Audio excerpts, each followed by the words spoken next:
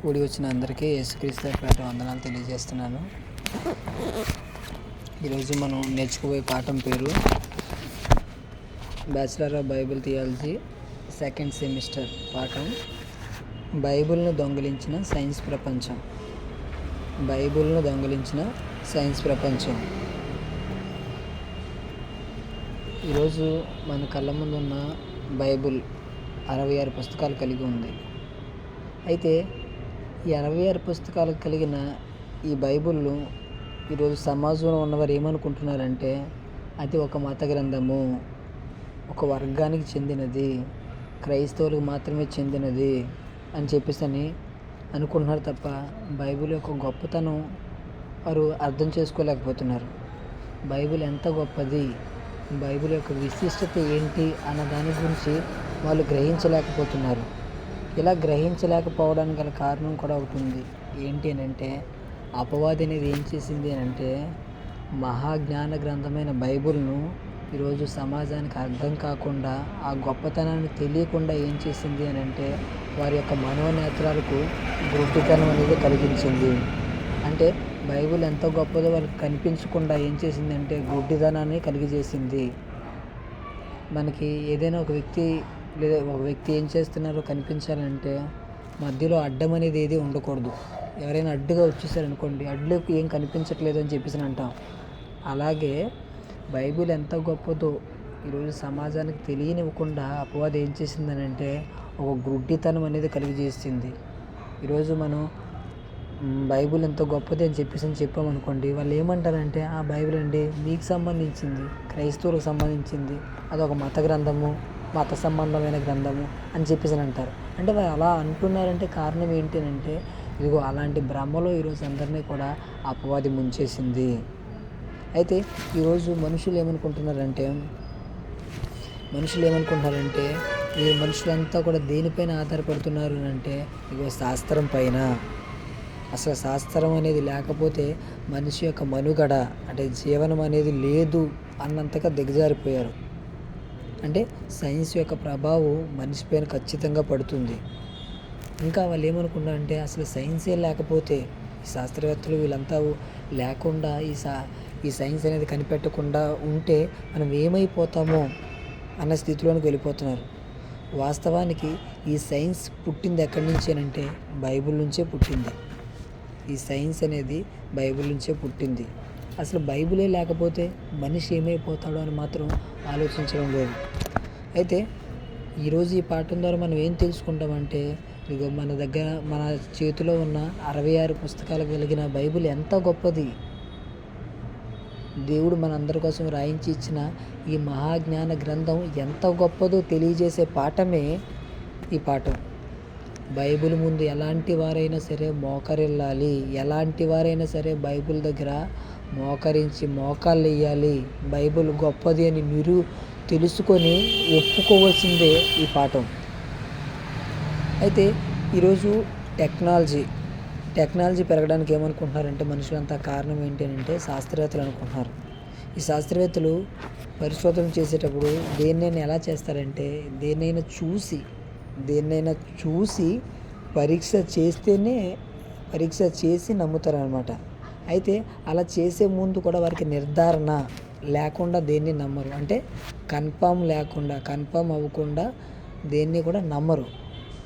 అయితే మరి ఇలాంటి వారు ఏ ఆధారం లేకుండా పరిశోధన చేస్తారా అంటే ఒక శాస్త్రవేత్త ఒక విషయం పైన పరిశోధన చెయ్యాలి అంటే దాని మీద ఏముండాలి అని అంటే కొంచెం నిర్ధారణ ఉండాలి. అంటే ఇది నిజమో అని చెప్పేసి వాళ్ళు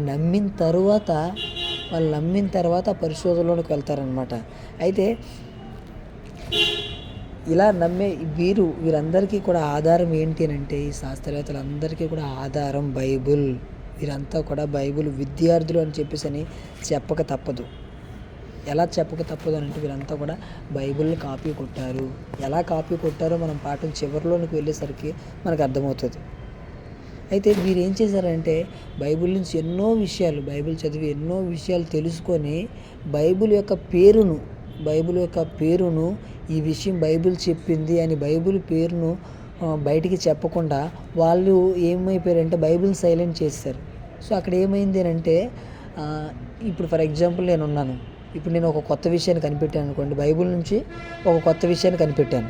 కనిపెట్టిన తర్వాత నేను ప్రపంచానికి చెప్పిన తర్వాత నేను ఈ విషయాన్ని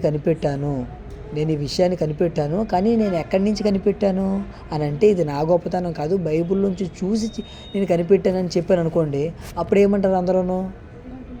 అయితే నీ గొప్పతనం ఏముంది, బైబిల్లో ఉన్నదే నువ్వు చెప్పావు అని అంటారు తప్ప నాకు ఖ్యాతి, నాకు గొప్పతనం అనేది ఏది ఉండదు. సో బైబిల్ చెప్పిందే నువ్వు చెప్పావు తప్ప నీ అంతటి నువ్వు సొంతంగా ఏది చెప్పలేదు అని పక్కన పెట్టేస్తారు. సో ఈరోజు శాస్త్రవేత్త లేని వారు కూడా బైబిల్లో ఉన్న వాటిని ఎన్నిటినో దాని మీద ఇంకా రీసెర్చ్ చేసి ఒక విషయాన్ని అనేది బయటికి తీసి బైబిల్ యొక్క ఖ్యాతిని బయట పెట్టవలసిన వీళ్ళు బైబిల్ని పక్కన పెట్టేసి వీళ్ళ యొక్క పేర్లు చెప్పుకున్నారు. దాని ద్వారా ఈరోజు ప్రపంచమంతా ఏమనుకున్నారంటే అవును, ఈ శాస్త్రవేత్తలు చాలా గొప్పవారు. నిజంగా శాస్త్రవేత్తలు లేకపోతే ఈరోజు మనం అనుభవించే టెక్నాలజీ ఎలా ఉండగలమా? ఉండలేము. ఈ లైట్ కానివ్వండి, ఫ్యాన్లు కానివ్వండి, మనం అనుభవించే మన అనుదిన జీవితంలో అనుభవించే ఎన్నో వస్తువులు ఎంతోమంది శాస్త్రవేత్తలు కనిపెట్టారు. అయితే అప్పుడు మనం ఏమనుకుంటాము, నిజంగా ఈ శాస్త్రవేత్త కనిపెట్టకపోతే ఈ వస్తువు ఎలాగా అని చెప్పేసి వాళ్ళు గొప్పవాళ్ళు అనుకుంటాం. కానీ వాస్తవానికి వాళ్ళు ఏం చేశారని అంటే బైబిల్ నుంచి కాపీ కొట్టి బైబిల్ పేరు చెప్పకుండా వాళ్ళ పేరు చెప్పుకొని గొప్పవారిగా మారారు. అయితే ఈ శాస్త్రవేత్తలందరికీ కూడా మూలం ఏంటి? వీళ్ళందరికీ మెయిన్ సోర్స్ ఏంటి, ఆధారం ఏంటి అంటే ప్రకృతిలో ఉన్న వాటిని చూసి, ప్రకృతి నుంచి వచ్చిందే శాస్త్రం. ప్రకృతిని చూసి రాశారు. ప్రకృతిలో ఏముంది దాన్ని చూసి శాస్త్రాలు అనేవి రాశారు. ఫర్ ఎగ్జాంపుల్ ప్రకృతిలో ఉన్న పక్షులను చూశారు. పక్షులను చూసి ఏం రాశారంటే పక్షి శాస్త్రము, ఆర్నిథాలజీ అని అంటారు. అదేవిధంగా జంతువులను చూశారు. జంతువులు చూసి ఒక శాస్త్రాన్ని రాశారు. ఏంటి అంటే జంతు శాస్త్రము. తర్వాత చేపలు చూశారు. చేపలు చూసి ఒక శాస్త్రం రాశారు, చేప శాస్త్రము. మొక్కలు చూశారు. చెట్లను చూశారు. ఒక శాస్త్రాన్ని రాశారు. అదేంటి? వృక్ష శాస్త్రము. ఇంగ్లీష్లో ఏమంటారు? బాటనీ.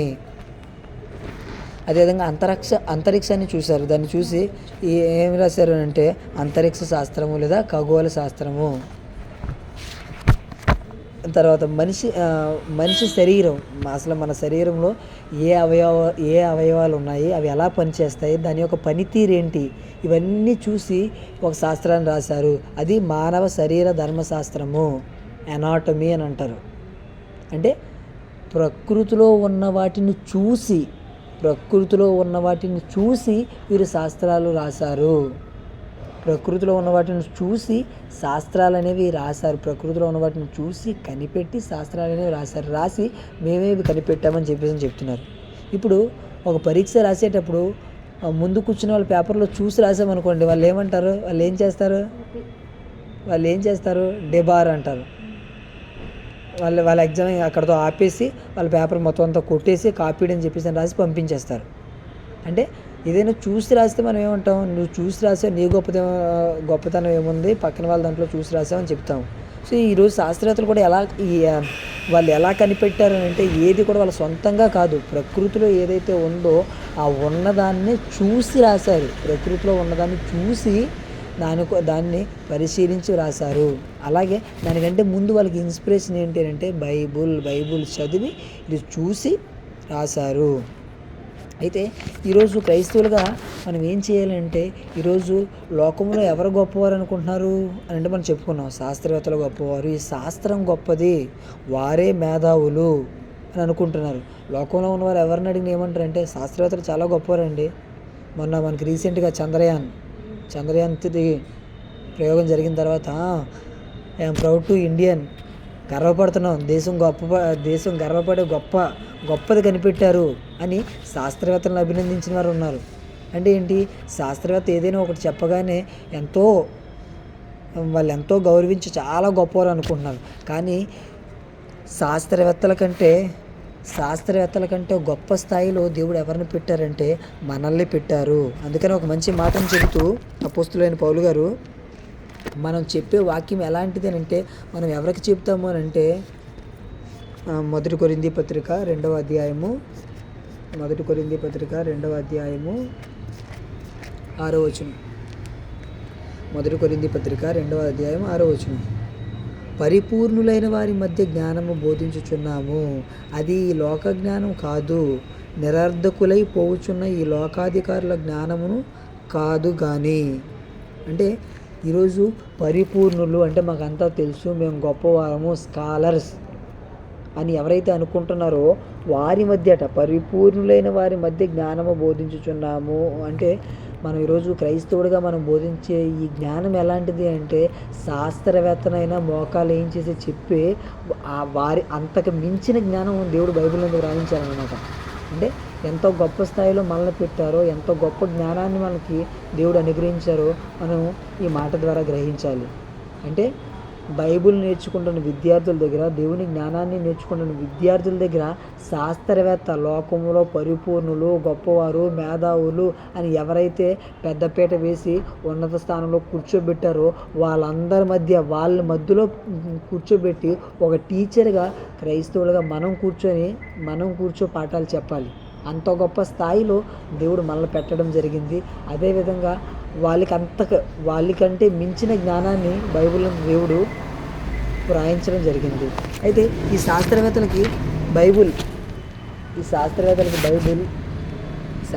చెప్పిన విషయాలు బైబిల్ ముందే చెప్పింది. అలాగే వీరికంటే బైబిల్ గొప్పదని నిరూపించడానికి బైబిల్లో ఎన్నో సందర్భాలు ఉన్నాయి. వాటిని మనం చూద్దాం. ఒక్కొక్కటిగా రాసుకోండి, చాలా సందర్భాలు ఉన్నాయి. ఫస్ట్ది క్రీస్తు శకం 1648. క్రీస్తు శకం 1648లో సర్ ఐజాక్ న్యూటన్ ఏం చెప్పాడు ఈ శాస్త్రవేత్త అని అంటే, ఐజాక్ న్యూటన్ మనకు శాస్త్రవేత్త తెలుసు. ఈ శాస్త్రవేత్త ఏం చెప్పాడు అని అంటే, భూమి శూన్యంలో వేలాడుతుంది. అంటే మనం ఇప్పుడు నివసిస్తున్న ఈ భూమి అనేది శూన్యంలో, అంటే ఒక ఎంటీ స్పేస్లో ఏమవుతుంది, వేలాడుతుంది, అంటే తిరుగుతుంది అని చెప్పేసి ఈ సర్ ఐజాక్ న్యూటన్ అనే శాస్త్రవేత్త చెప్పడం జరిగింది. అయితే నిజంగా ఈ న్యూటన్ కంటే ముందు బైబిల్ ఎప్పుడు చెప్పింది అని అంటే, యోబు గ్రంథం 26వ అధ్యాయము 7వ వచనం. యోబు గ్రంథం 26వ అధ్యాయం 7వ వచనం. శూన్య మండలము పైన ఉత్తర దిక్కునున్న ఆకాశ విశాలమును ఆయన పరిచెను, శూన్యము పైని భూమిని వేలాడ చేసెను. అంటే శూన్యంలో భూమి వేలాడుతుంది అని ఈ సర్ ఐజాక్ న్యూటన్ 1648లో చెప్పాడు. కానీ దానికంటే ముందు ఈ యోబు గ్రంథం ఎప్పుడు రాయబడింది అంటే క్రీస్తు పూర్వం 1400 సంవత్సరాలు. అంటే క్రీస్తు పూర్వం 1400 సంవత్సరాలు ఈ శాస్త్రవేత్త చెప్పింది.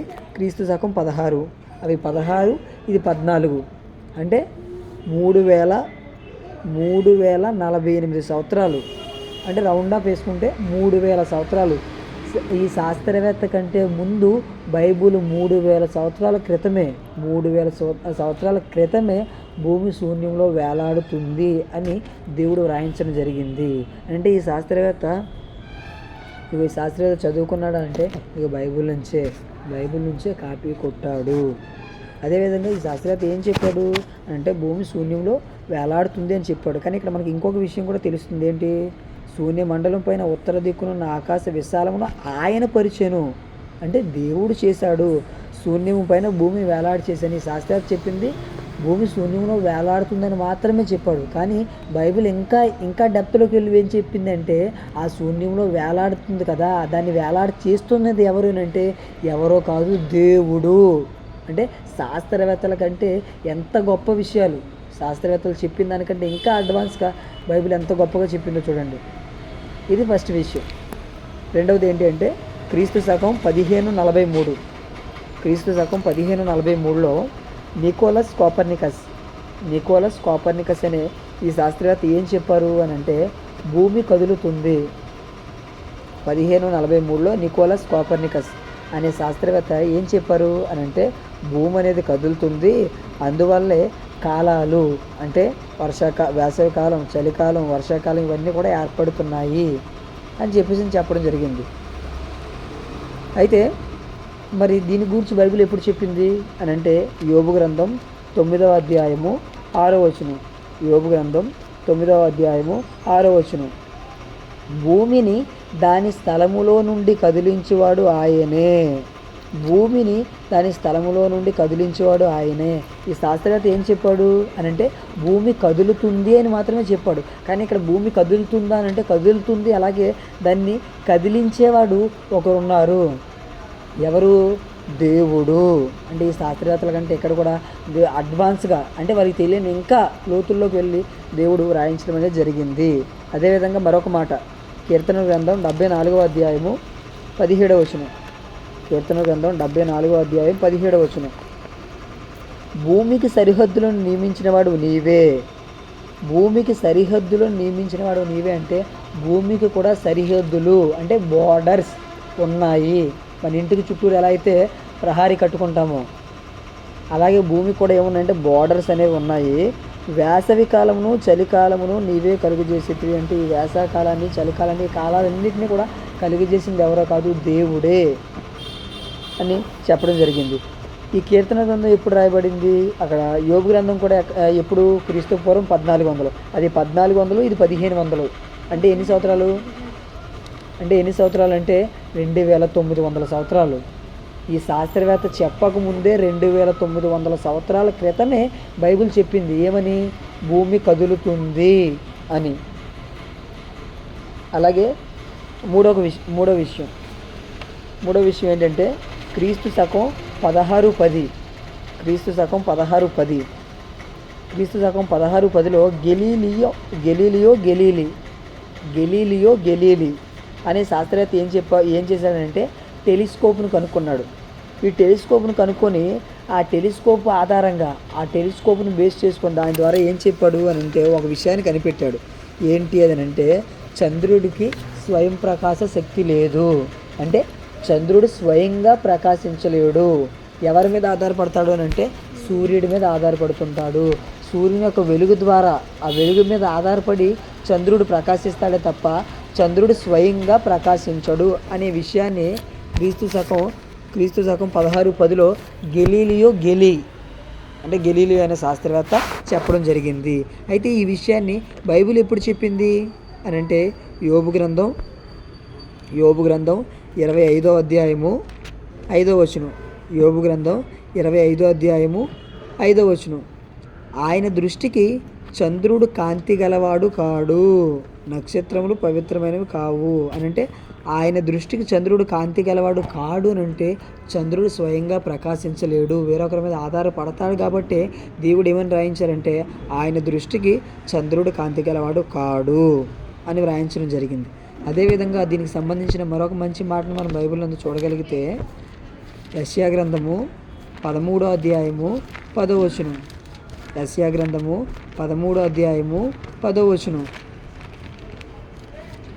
ఏముంది అక్కడ అనంటే ఆకాశ నక్షత్రములను నక్షత్ర రాశులను తమ వెలుగును ప్రకాశింపనియ్యవు, ఉదయకాలమున సూర్యుని చీకటి కమ్మును, చంద్రుడు ప్రకాశింపడు అనంటే ఇక్కడ కూడా ఇది ఎప్పుడు రాయబడింది అని అంటే ఇదిగో టెలిస్కోప్ ద్వారా కనిపెట్టిన ఈ విషయాన్ని దేవుడు బైబిల్ నందు రాయించడం జరిగింది. ఈ శాస్త్రవేత్తలు ఎప్పుడు కనిపెట్టారంటే ఈ గెలీలియో ఎప్పుడు కనిపెట్టారు అని అంటే ఉదయకాలమున సూర్యుని చీకటి కమ్మును, చంద్రుడు ప్రకాశింపడు అంటే ఉదయకాలాన చంద్రుడు ప్రకాశించడు. ఓకే, ఈ గెలీలియో 1610లో టెలిస్కోప్ను కనిపెట్టిన తర్వాత ఆ టెలిస్కోప్ ద్వారా చంద్రుడికి స్వయం ప్రకాశక్తి లేదు అని చెప్పేసి ఈ టెలిస్కోప్ను కనుక్కున్న తర్వాత చెప్పాడు. ఇది 1610 యోబు గ్రంథంలో రాయబడిన మాట. అది ఎప్పుడు? అది క్రీస్తు పూర్వం 1400. అది 1400, ఇది 1600 అంటే 3000 సంవత్సరాలు. అంటే 3000 సంవత్సరాల క్రితమే ఏ టెలిస్కోపు అవసరం లేకుండా టెలిస్కోప్ను కనుక్కొని తర్వాత చెప్పిన విషయం ఇది. ఏంటి? చంద్రుడికి స్వయం ప్రకాశక్తి లేదు, సూర్యుడి మీద ఆధారపడి ఉంటాడని. కానీ ఏ టెలిస్కోపు కనుక్కోకముందే, ఏ టెలిస్కోప్ అవసరం లేకముందే దేవుడు బైబిల్ నందు రాయించడం జరిగింది. అదేవిధంగా 4వ విషయం ఇప్పుడు మనిషి కుమారుడు సూచన ఆకాశంలో కనబడిన 29 ఆ దినముల శ్రమ ముగిసిన వెంటనే చీకటి సూర్యుని కమ్మును, చంద్రుల కాంతిని ఇయ్యడు. అంటే సూర్యుని ఎప్పుడైతే చీకటి కమ్మేస్తుందో చంద్రుడు కూడా పనిచేయడు. పనిచేయదు. కాంతి ఉంటుంది, సూర్యుడు కాంతి ఉంటుంది, చంద్రుడు పనిచేస్తాడు. ఓకే, నాలుగో విషయం, శాస్త్రవేత్తలు ఏం చెప్పారంటే నక్షత్రాలన్నీ కూడా నక్షత్రాలు కనిపెట్టిన తర్వాత, నక్షత్రాల గురించి శాస్త్రవేత్తలు పరిశోధన చేసిన తర్వాత ఇందులో ఏం చెప్పారంటే నక్షత్రాలన్నీ కూడా ఒకేలా ఉండవు. అంటే నక్షత్రాల్లో కూడా ఏంటి బ్లూ స్టార్స్ అని, డార్క్ స్టార్స్ అని, మ్యాగ్నో స్టార్స్ అని, క్రాబినాస్ సూపర్నోవా స్టార్స్ అని, కోడ్ స్టార్స్ అని, న్యూట్రాన్ స్టార్స్ అని, అంటే నక్షత్రాల్లో కూడా రకరకాలుగా ఉన్నాయి అన్న విషయాన్ని ఈ శాస్త్రవేత్తలు అనేది కనిపెట్టడం జరిగింది. అది కూడా ఎప్పుడు అంటే క్రీస్తు శకంలోనే. అయితే దీని గురించి మనం బైబిల్లో చూడగలిగితే మొదటి కొరింథీ పత్రిక 15వ అధ్యాయము, మొదటి కొరింథీ పత్రిక 15వ అధ్యాయం 41వ వచనం. మొదటి కొరింథీ పత్రిక 15వ అధ్యాయం 41వ వచనం. సూర్యుని మహిమ వేరు, చంద్రుని మహిమ వేరు, నక్షత్రముల మహిమ వేరు, మహిమను బట్టి ఒక నక్షత్రమునకు మరి ఒక నక్షత్రమునకు భేదం కలదు కదా. చివరి మాట, మహిమను బట్టి ఒక నక్షత్రమునకు మరి ఒక నక్షత్రమునకు భేదము కలదు కదా. అంటే నక్షత్రాలన్నీ కూడా ఒకేలాంటివి కాదు, అందులో కూడా భేదములు అంటే డిఫరెన్సెస్ ఉన్నాయి, అన్నీ ఒకటే కాదు అని చెప్పేసి అని బైబిల్ చెప్పడం జరిగింది. ఈ శాస్త్రవేత్తలు ఎప్పుడు చెప్పారు అంటే 17వ శతాబ్దంలో చెప్పడం జరిగింది. కానీ మొదటి కొరింథీ పత్రిక అంటే ఎప్పుడు, మొదటి శతాబ్దం అంటే మొదటి 100 సంవత్సరాల్లో రాయబడిన మాట. మొదటి 100 సంవత్సరాల్లో రాయబడిన మాట అయితే వీళ్ళు ఎప్పుడు చెప్పారు 1700 అంటే మొత్తానికి 1600 సంవత్సరాల ముందే బైబిల్ చెప్పింది. ఇంకా ఐదో విషయం, రాబర్ట్ బాయిల్ అనే శాస్త్రవేత్త ఏం కనిపెట్టాడు, ఏం చెప్పాడంటే ఒక మాట చెప్పాడు. గాలికి బరువు అనేది ఉంది, గాలికి ద్రవ్యరాశి అంటే బరువు అనేది ఉంది, గాలి కూడా బరువు అనేది ఉంది అని 1662 క్రీస్తు శకం 1662లో రాబర్ట్ బాయిల్ అనే శాస్త్రవేత్త ఏం చెప్పాడంటే గాలి కూడా బరువు ఉంది అనే విషయాన్ని చెప్పడం జరిగింది. అయితే దీని గురించి బైబిల్ ఎప్పుడు చెప్పిందో మనం బైబిల్లో చూడగలిగితే యోబు గ్రంథం 28వ అధ్యాయము 25వ వచనం. యోబు గ్రంథం 28వ అధ్యాయము 25వ వచనం. గాలికి ఎంత బరువు ఉండవలనని ఆయన నియమించినప్పుడు, గాలికి ఎంత బరువు ఉండవల్లని ఆయన నియమించినప్పుడు, అంటే గాలికి బరువు ఉందని రాబర్ట్ బాయిల్ చెప్పాడు, కానీ ఆ గాలికి బరువు ఉంది, దానికి ఆ బరువు నియమించింది కూడా ఎవరో బైబిల్ చెప్పింది. అంటే బైబిల్ ఎంత గొప్పదో ఆలోచించండి.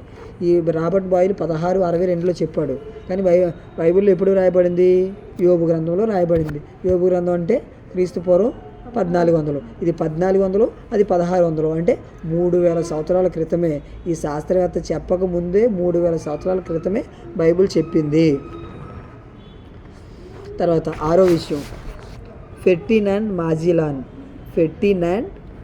మాజిలాన్ అనే శాస్త్రవేత్త 1500 క్రీస్తు శకం 1522లో ఒక విషయాన్ని తెలియజేశాడు. ఫెర్డినాండ్ మాజిలాన్ అనే శాస్త్రవేత్త క్రీస్తు శకం 1522లో ఒక విషయాన్ని చెప్పాడు. ఏంటి ఆ విషయం అంటే భూమి గోళాకారంగా ఉంది అని చెప్పాడు. అంటే భూమి గోళంగా భూమి అనేది రౌండ్గా ఉంది అని చెప్పాడు 1522లో. అయితే అంతకు ముందు వరకు ఈ ప్రపంచం ఏమనుకునేదంటే భూమి బల్లపరుపుగా అంటే స్క్వేర్, ఒక బాక్స్ ఏ విధంగా అయితే ఉంటుందో అలా ఉంటుంది అని ఈ ప్రపంచంలో ఉన్నవారంతా ప్రజలంతా కూడా అనుకునేవారు. అయితే ఎప్పుడైతే ఈ శాస్త్రవేత్త చెప్పాడో అప్పటి నుంచి వీళ్ళు అనుకున్నది ఏంటి అంటే భూమి బల్లపరుపుగా స్క్వేర్లా కాదు, గోళంగా రౌండ్గా ఉంది, బంతిలా ఉంది అని అనుకున్నారు. అయితే ఈ విషయాన్ని బైబిల్ చెప్పిందా అని అంటే బైబిల్ చెప్పింది. యోబు గ్రంథం 37వ అధ్యాయము 12వ వచనం. యోబు గ్రంథం 37వ అధ్యాయం 12వ వచనం. ఆయన వలన నడిపింపబడినవై నరులకు నివాసయోగ్యమైన భూగోళము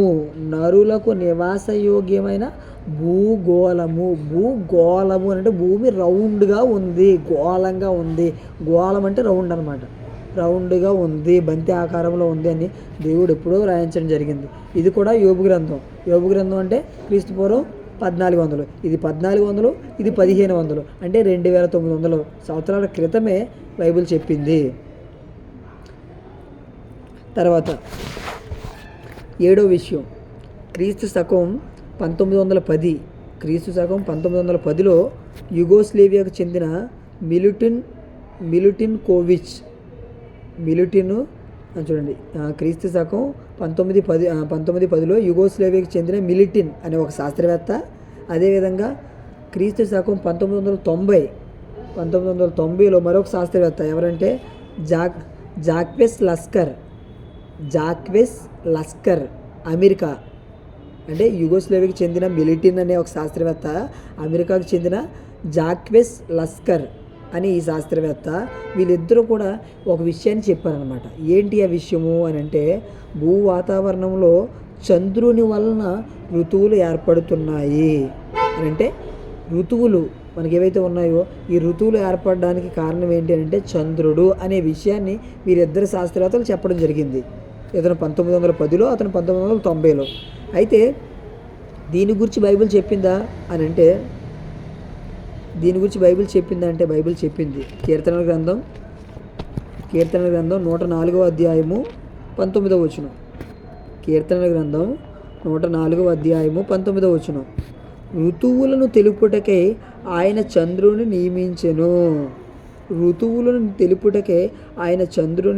నియమించెను. చూడండి, వీళ్ళు ఎంతో కష్టపడి, శాస్త్రవేత్తలు అంటే ఎంతో కష్టపడుతూ ఉంటారు.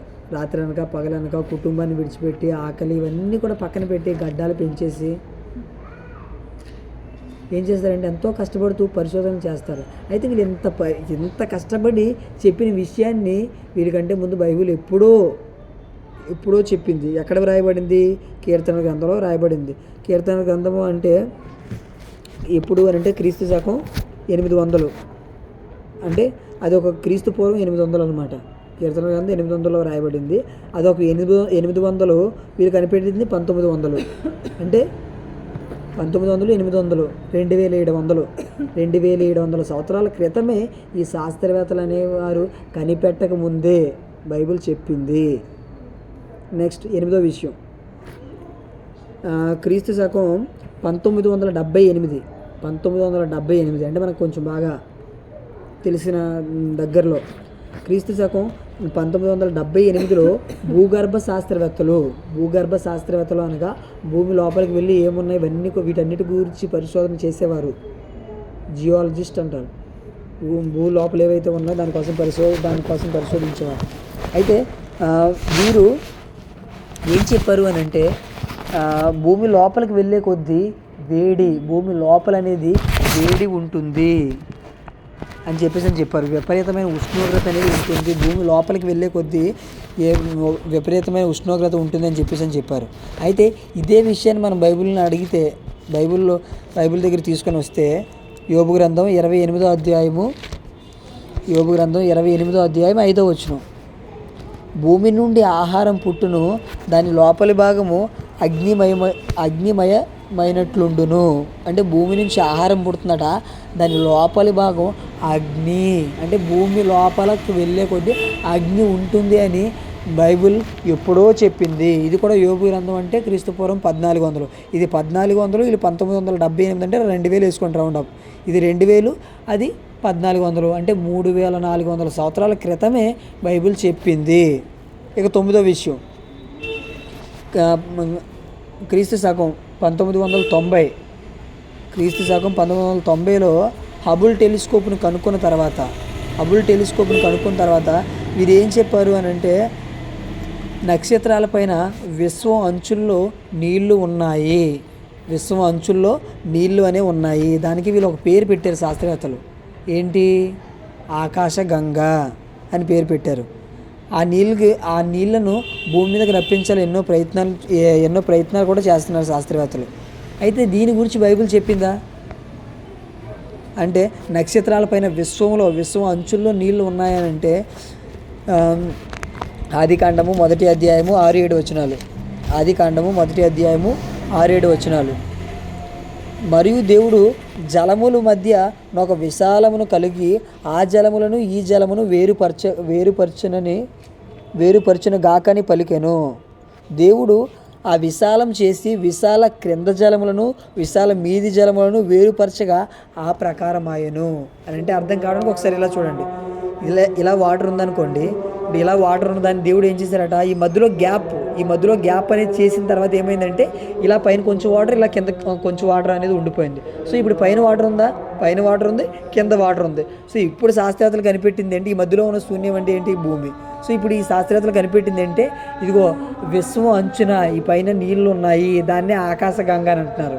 సో ఇప్పుడు దేవుడు సృష్టిని చేసినప్పుడు ప్రారంభంలో విశాలం కలిగి చేస్తే పైన నీళ్ళు ఉన్నాయి, కింద నీళ్ళు ఉన్నాయని దేవుడు ఎప్పుడు రాయించారు, ఆది కాండంలో రాయించారు.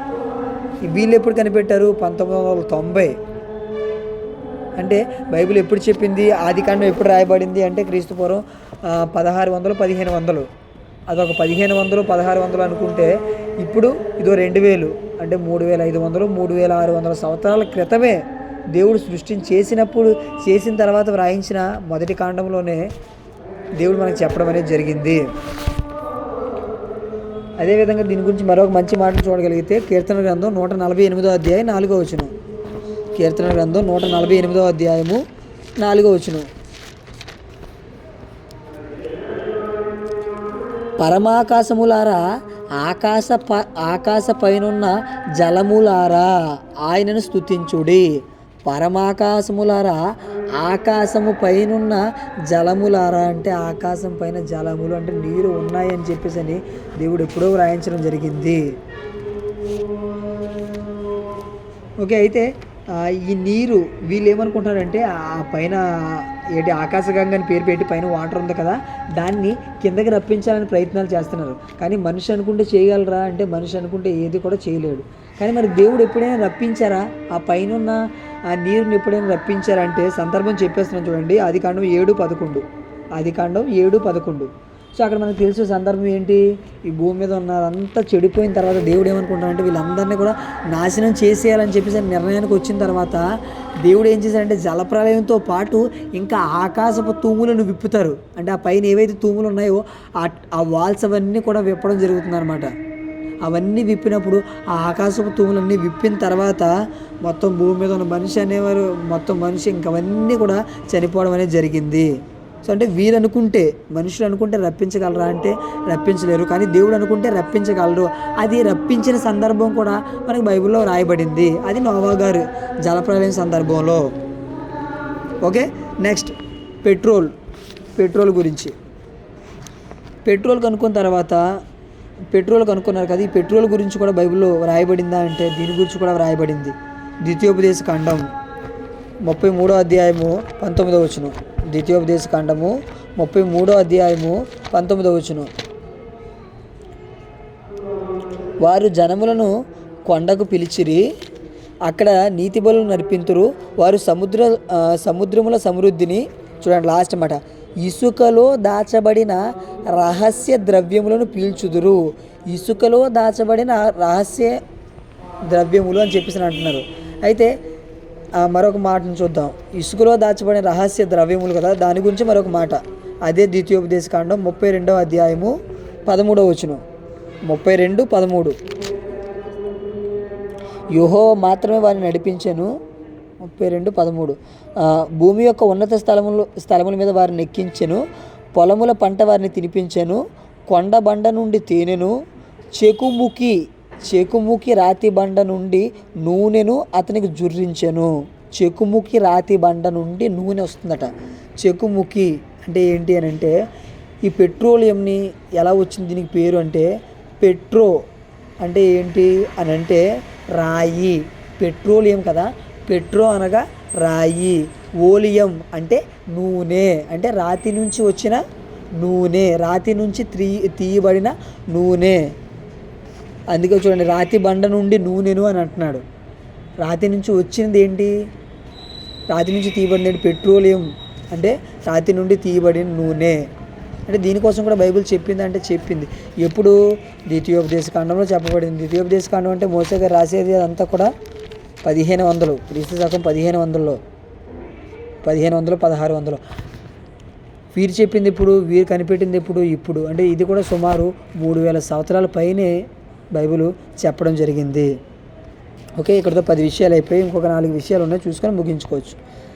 ఇంకా 11వ విషయం ఏంటంటే షేక్స్పియర్ ఇతను ఏం చెప్పాడంటే, ఒకరి మనసులో ఏముందో అది తెలియాలంటే వాళ్ళ ముఖాన్ని బట్టి చెప్పవచ్చు. Face is the index of mind. అంటే వాళ్ళ ముఖాన్ని బట్టి, ఫర్ ఎగ్జాంపుల్ ఒక వ్యక్తి ఆనందంగా ఉన్నాడు అనుకోండి, వాళ్ళ యొక్క ముఖం ఎలా ఉంటుందంటే వెలిగిపోతూ ఉంటుంది. లోపల బాధపడుతూ ఉన్నాడు అనుకోండి, వాళ్ళు ఫేస్ ఎలా పెడతారు, డల్గా పెడతారు. అప్పుడు మనం ఏమంటాం, ఏమైంది, ఏదైనా సమస్య ఉందా అని చెప్పేసి అంటాం. అయితే ఈ విషయం కోసం బైబిల్ చెప్పిందా అని అంటే బైబిల్ చెప్పింది దీని గురించి కూడా. అయితే ఈ విషయం చెప్పిన ఈ షేక్స్పియర్ను ఎంతో ఉన్నతమైన స్థానంలోనికి తీసుకొని వెళ్ళడం జరిగింది. అయితే దీని గురించి బైబిల్ చెప్పిందా అంటే బైబిల్ చెప్పింది. యెషయా గ్రంథం 3వ అధ్యాయం 9వ వచనం. యెషయా గ్రంథము 3వ అధ్యాయం 9వ వచనం. అక్కడ ఏం రాయబడింది అని అంటే, వారి ముఖ లక్షణమే వారి మీద సాక్ష్యం ఇచ్చును. అంటే వారి ముఖాన్ని బట్టి వాళ్ళ కోసం చెప్పవచ్చు అని చెప్పడం జరిగింది. అదేవిధంగా ఇదే షేక్స్పియర్ ఇంకొక విషయాన్ని కూడా చెప్పాడు. ఏంటి అంటే, అతను ఒక కవి. ఆ కవి ఏం చెప్పాడంటే, ఈ లోకం అనేది ఒక నాటక రంగం. అంటే ఈ లోకం అనేది ఒక నాటక రంగం అని అంటే కేవలం మనం అంతా కూడా ఈ లోకంలోనికి నటించడానికి వచ్చాము అని ఒక విషయాన్ని చెప్పాడు. అయితే ఇదే విషయాన్ని బైబిల్ చెప్పిందా అంటే బైబిల్ చెప్పింది. 1 కొరింథీ పత్రిక 7వ అధ్యాయము 31వ వచనం. 1 కొరింథీ పత్రిక 7వ అధ్యాయము 31వ వచనం. ఇక్కడ ఏముంది, ఈ లోకమును అనుభవించువారు అమితముగా అనుభవింపనట్టు ఉండవలను. ఏలయనగా ఈ లోకపు నటన గతించుచున్నది. అంటే ఈ లోకం అనేది ఒక నటన, అంటే నాటకము, కేవలం నటించడానికి వచ్చాము అని ఈ విషయాన్ని బైబిల్ ఎప్పుడో చెప్పింది. ఈ విషయాన్ని కూడా కాపీ కొట్టారు. ఇంకా 12వ విషయం, ఆర్యభట్ట. ఇతను ఏం చెప్పాడంటే, క్రీస్తు శకం 5వ శతాబ్దానికి చెందినవాడు. ఇతను ఏం చెప్పాడంటే, నక్షత్రాలు కదలవని తప్పు చెప్పాడు. నక్షత్రాలు అనేవి కదలవు అని చెప్పాడు. క్రీస్తు శకం 5వ శతాబ్దానికి చెందిన ఆర్యభట్ట నక్షత్రాలు అనేవి కదలవు అని చెప్పాడు. అయితే ఇతనికి 1100 సంవత్సరాల తర్వాత, అంటే ఇతనికి ఒక 11 సంవత్సరాలు, అంటే రౌండ్ ఆఫ్ అనుకోండి, ఒక 1000 సంవత్సరాల తర్వాత ఇంకొక శాస్త్రవేత్త వచ్చాడు. క్రీస్తు శకం 15వ శతాబ్దంలో హెడ్మండ్ హేలీ అనే ఒక శాస్త్రవేత్త ఏం చెప్పాడు అని అంటే, నక్షత్రాలు అనేవి 70 సంవత్సరాలకు ఒకసారి భూమికి దగ్గరగా వస్తుంది. దీనికే అని చెప్పేసి నక్షత్రం అనేది కదులుతుంది, ప్రతి 70 సంవత్సరాలకి ఒకసారి భూమికి దగ్గరగా వస్తుంది అని చెప్పాడు. అలా అతను కనిపెట్టాడు కాబట్టి దానికి ఏం పేరు పెట్టారంటే అతని పేరు పెట్టారు. పేరు పెట్టి హేలీ తోకచుక్క అని చెప్పేసి పేరు పెట్టారనమాట. అయితే ఇంతకీ దీని గురించి బైబిల్ చెప్పిందా, నక్షత్రాలన్నీ కదులుతాయని చెప్పేసి బైబిల్ చెప్పిందా అని అంటే మనం బైబిల్లో చూద్దాం. యోబు గ్రంథం 38వ అధ్యాయము 31. యోబు గ్రంథం 38వ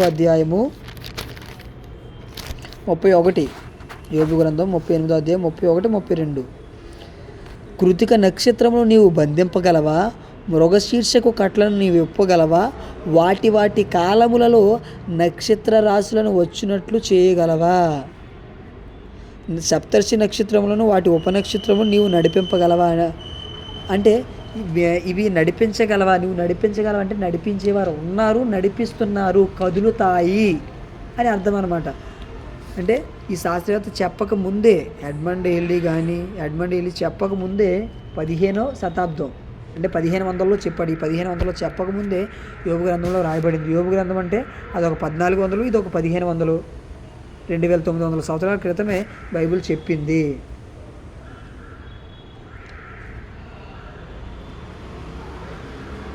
అదేవిధంగా ఇక్కడ ఎవరు నడిపిస్తారో కూడా మనం చదువుకున్న మాటలో నక్షత్రాలు నడిపించేది కూడా దేవుడు అని చెప్పేసి తెలుసుకున్నాం. తర్వాత 13వ విషయం ఏంటంటే, మహాత్మా గాంధీ గారు ఏం చెప్పారు అని అంటే, నిన్ను కుడి చెంప మీద కొడితే నీ ఎడమ చెంప కూడా తెప్పమని చెప్పారు. అదేవిధంగా మరొక మాట చెప్పారు, ఏంటి, యేసుక్రీస్తు సిలువలో చనిపోయేటప్పుడు ఏమన్నారు, తండ్రి వీరు ఏమని ప్రార్థన చేశారు, తండ్రి వీరు ఏమి చేయుచున్నారో వీరు ఎరుగరు అని చెప్పేసి చెప్పడం జరిగింది. అయితే ఈ మాటలను ఆదర్శంగా తీసుకున్న గాంధీని ఈరోజు గొప్పవారుగా అని అంటున్నారు. అయితే ఈ మాటలు గాంధీ గారు ఎక్కడ నేర్చుకున్నారు అని అంటే, గాంధీ గారు చదువుకున్నప్పుడు ఇంగ్లాండ్లో వాళ్ళకి బైబుల్ కూడా ఒక subject, Telugu, English, Hindi maths ఎలాగ ఒక సబ్జెక్ట్స్ వాళ్ళకి బైబిల్ కూడా ఒక సబ్జెక్ట్ అనమాట. సో అక్కడ నేర్చుకున్నది మన భారతదేశానికి వచ్చిన తర్వాత, అయిపోయిన తర్వాత భారతదేశానికి వచ్చిన తర్వాత ఆయన చెప్పారు ఏంటి, నీ కుడి చెంప మీద కొడితే నీ ఎడమ చెంప కూడా తిప్పు. వాస్తవానికి ఆ మాట ఎవరు చెప్పారంటే యేసుక్రీస్తు కొండ మీద ప్రసంగం మనకు తెలుసు కదా, మత్తయి సువార్త 5వ అధ్యాయంలో ఏమంటారు, మత్తయి సువార్త 5:39 కాబట్టి దుష్టుని ఎదిరింపగా నీ కుడి చెంప మీద కొట్టువాడిని నీ ఎడమ చెంప కూడా తిప్పుము. అదేవిధంగా యేసుక్రీస్తు సిలువలో పలికిన మాట మనకు తెలుసు, తండ్రి వీరు ఏం చేయుచున్నారో వీరు ఎరుగరు కనుక క్షమించు. అంటే బైబుల్ చెప్పిన మాటలు ఈరోజు లోకంలో ఉన్నవారిని కాపీ కొట్టారు. అదేవిధంగా నేను చూసింది ఒకటి ఏంటంటే, మా స్కూల్లో నిన్ను వల్లే నీ పొరుగువారిని ప్రేమించుము అని చెప్పేసి ఒక కొటేషన్ రాశారు. వాస్తవానికి ఆ కొటేషన్ ఎక్కడిది, ఎవరు చెప్పిన మాట, యేసుక్రీస్తు చెప్పిన మాట, మనకు బైబిల్లో ఉన్న మాట. బైబిల్లో కొత్త నిబంధనలో మనకి ఇవ్వబడిన 2 ఆజ్ఞల్లో ఒక ప్రాముఖ్యమైన ఆజ్ఞ నిన్ను వల్లే నీ పొరుగువారిని ప్రేమించాలని. అక్కడ కొటేషన్ అయితే రాసేసారు, కానీ వాస్తవానికి చెప్పింది ఎవరు, మిగిలిన వారు ఎవరైనా చెప్తే కింద పేరు రాసేస్తారు, కానీ బైబిల్ చెప్పింది, కానీ అక్కడ మాత్రం బైబిల్ పేరు మెన్షన్ చేయలేదు. అదేవిధంగా చివరిగా జగదీష్ చంద్రబోస్ ఏం చెప్పాడు ఇతను అని అంటే, మొక్కలకు కూడా జీవం ఉంది, మనుషులకు ఏ విధంగా అయితే జీవం ఉందో, ప్రాణం ఉందో, మొక్కలు కూడా జీవం ఉంది అని చెప్పాడు. మరి దీని గురించి బైబిల్ కూడా చెప్పిందా అని అంటే, 1 కొరింథీ పత్రిక 15వ అధ్యాయం 36వ వచనం. 1 కొరింథీ పత్రిక 15వ అధ్యాయం 36వ వచనం.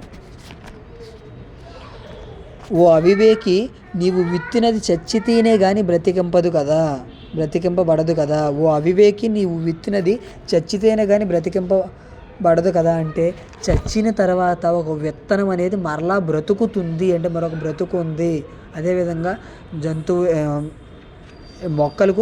మొక్కలకు చెట్లకు ప్రాణం ఉంది అని చెప్పేసి మనకు అర్థమవుతుంది. ఇంకా దీనికి సంబంధించిన మాట మనకి పాత నిబంధనలో కూడా ఉంటుంది. అంటే ఈరోజు ఇన్ని విషయాలు తెలుసుకున్నాం, ఇంకా చాలా విషయాలు ఉన్నాయి.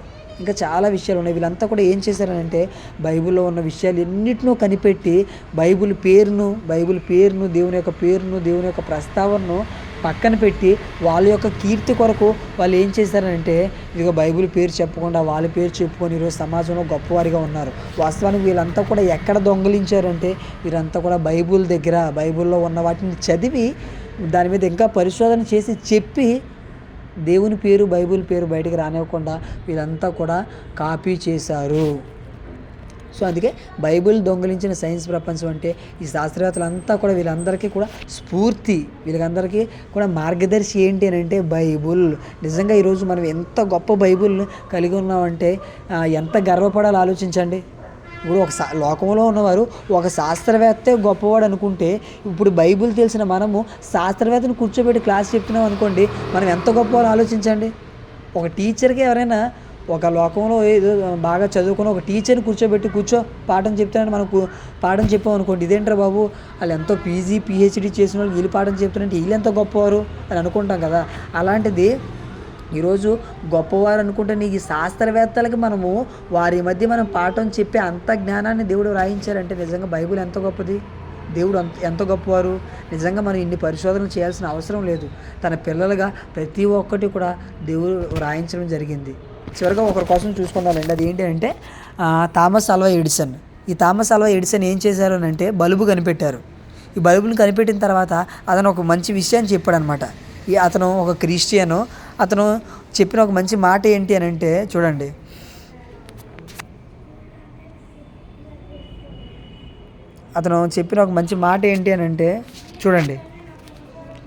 ఇలా చూడండి ఒకసారి ఫోన్లో చూపిస్తున్నాను. థామస్ ఆల్వా ఎడిసన్, నేను విద్యుత్ బల్బును కనిపెట్టుటకు కారణం బైబిల్. ఈరోజు మనం వాడుకునే ప్రతి బల్బు కనిపెట్టడానికి కారణం ఎవరంటే ఈయనే. నేను విద్యుత్ బల్బు కనిపెట్టుటకు కారణం బైబిల్ అని ఇతను ఒప్పుకున్నాడు ఒక క్రైస్తవుడిగా. కానీ మిగిలిన వారు ఒప్పుకున్నారంటే ఒప్పుకోలేదు. అదేవిధంగా మరొక మంచి మాట అన్నాడు. ఏంటి ఆ మాట అంటే చూడండి,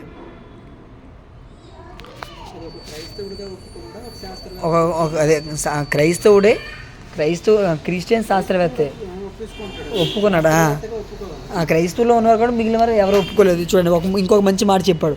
ఆ బల్బును పట్టుకొని థామస్ ఆల్వా ఎడిసన్, బైబుల్ నన్ను వెలిగించింది, నేను ప్రపంచాన్ని వెలిగించాను. అంటే దీనికి కూడా బైబిల్లో మాట ఉందా అంటే దీనికి కూడా బైబిల్లో మాట ఉంది. యోబు గ్రంథంలో ఒక మాట ఉంటుంది. ఏంటి అని అంటే మనుషులు చీకటికి అంతం కలుగజేయుదురు అంటే చీకటికి మనుషులు అంతం చేయగలరు అనే బైబిల్లో ఉన్న మాటను ఆధారం చేసుకొని అతడు లైట్ కనిపెట్టాడు. అంటే ఆ లైట్ కనిపెట్టడానికి స్ఫూర్తి ఎక్కడి నుంచి అంటే బైబిల్ నుంచి. కానీ వాస్తవానికి ఆ వ్యక్తి చెప్పాడు. మరి మిగిలిన వారంతా కూడా చెప్పారంటే మిగిలిన వారంతా కూడా చెప్పలేదు. మిగిలిన శాస్త్రవేత్తలు ఎవరైనా చెప్పారంటే వీళ్ళంతా కూడా చెబితే ఎక్కడ బైబిల్ గొప్పదైపోతుందో అని చెప్పేసి అని చెప్పడం మానేశారు. నిజంగా వాస్తవానికి వాళ్ళే కనుక చెప్పుంటే నిజంగా చూడండి, ఒక విషయాన్ని కనిపెట్టిన తర్వాత, ఒక శాస్త్రవేత్త ఒక విషయాన్ని కనిపెట్టిన తర్వాత నిజంగా ఈ విషయం బైబిల్లో రాయబడిందండి అంటే బైబిల్లో రాయబడిన దేవుడు గొప్పవాడండి అని ప్రపంచానికి తెలియజేసి దేవుని యొక్క ఉనికిని ప్రపంచానికి తెలియజేస్తే ఈరోజు ప్రపంచం ఎంత బాగున్నో. అసలు ఈరోజు ప్రపంచం ఏ స్థితిలోనికి వెళ్ళిపోయిందంటే ప్రపంచం ఎవరైతే గొప్పవారిగా అనుకుంటున్నారో ఆ శాస్త్రవేత్తలే వాళ్ళే దేవుడు లేడు వాళ్ళు కనిపెట్టే ప్రతిదానికి కూడా ఒక ఆధారం ఉంది అని నమ్మే ఆ శాస్త్రవేత్తలే ఈ విశ్వం కలుగడం విషయంలో మాత్రం, ఈ సృష్టిని నడిపించే విషయంలో మాత్రం ఎవరూ లేరు అని వాళ్ళ యొక్క అజ్ఞానాన్ని ప్రకటించుకొని బ్రతుకుతున్నారు. అలాంటి వారి మాటలు ఈ ప్రపంచం అనేది నమ్మి మోసపోతున్నారు. కానీ అలాంటి వారి యొక్క కళ్ళు తెరిపించవలసిన బాధ్యత ఎవరి మీద ఉంది? క్రైస్తవులుగా మన మీద ఉంది. కాబట్టి మనం ఏం చేయాలంటే ఇదిగో ఇన్ని మహాజ్ఞాన గ్రంథాలు, మహాజ్ఞాన సంగతులు తెలుసుకున్న మనము ఇదిగో మన చుట్టుపక్కల ఉన్న వారికి చెప్పాలి. ఇగో మీ శాస్త్రవేత్త కనిపెట్టాను, మీకు ఒక విషయాలు చెప్పాలా? ఏంటి తెలుసా, శాస్త్రవేత్త ఈ విషయం చెప్పాడు, ఇది ఎప్పుడో బైబిల్ చెప్పింది అని చెప్పమనుకోండి, వాళ్ళు కూడా ఆలోచిస్తారు. అంటే ఈ పాఠం ద్వారా మనం ఏం తెలుసుకోవాలంటే శాస్త్రవేత్తల కంటే ఈ శాస్త్రం కంటే బైబిల్ చాలా గొప్పది. బైబిల్ ముందు ఎవరైనా మోకరించాలి. బైబిల్ అంత గొప్పది. ఇది ఫస్ట్ పాయింట్. రెండోది ఏంటంటే ఇంత గొప్ప మహాజ్ఞాన గ్రంథాన్ని కలిగిన మనం ఏం చేయాలి అని అంటే బైబిల్ చదవడంలోనూ, దేవుని వాక్యం వినడంలోనూ, దేవుని కొరకు బ్రతకడంలోనూ, దేవుని పని చేయటంలోనూ ప్రతి దానిలో కూడా ముందుగా ఉండాలి. అలా చేస్తే ఏం చేస్తారట? ఒక మంచి మాటను చూసుకొని ముగించుకుందాం. ప్రకటన గ్రంథం 2వ అధ్యాయం 26వ వచనం. ప్రకటన గ్రంథం 2వ అధ్యాయం 26వ వచనం.